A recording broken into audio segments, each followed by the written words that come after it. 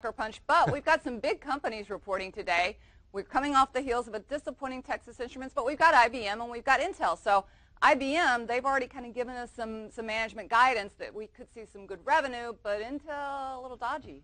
Yes, well, it's funny that both of those names are doing it today because you have like the tail of the tape where IBM has been supported. It's actually had forward movement. Institutions like it. If you look at the chart of IBM, technically it's still intact. IBM has been on the move. Last time we listed it for a breakout was right around this 150, and now it's had a nice consolidation. This is about 3 months worth of accumulation. So if IBM comes out with a good report, I think it's going to be accepted, by the institutions, whereas every time Intel has come out with like a great report, they reported like the best quarter in their existence, and they sold it. So IBM will be important. It has to be really good for it to make new highs.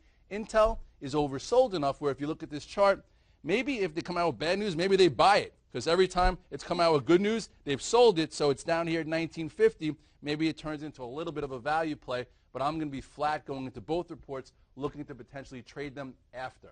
Then we've got our neighbors down the street, Goldman Sachs. So all the bankers have had terrible quarters. Yes. The revenues have been down, but Goldman, do you think they're going to knock this one out of the park, or are they just going to deliver an okay? I mean, we got the Berkshire, hit that's coming in this quarter. That's true. I'm not going to touch Goldman either. I tried to be long some of the banks into J.P. Morgan and Bank of America, and I got hurt.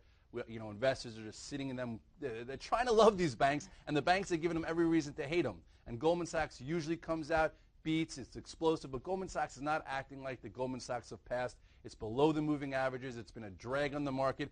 I think, as long as they're not like a headwind and they're horrible, I think the market will take it in stride because if you look at Goldman Sachs, it's not at the highs. It's below the moving averages. It's at a decent support. So I think as long as it could hold this 150 area, I think the market could take it in stride, and it could bounce even if, they're just decent. Right. So hopefully they'll be decent and they won't come in with the same type of lukewarm to negative we saw with J.P. Morgan and Bank of America. Right. Well, trading has been down. Investment banking has been down. So capital it makes sense. It makes sense. It makes sense, 100%. Okay, great.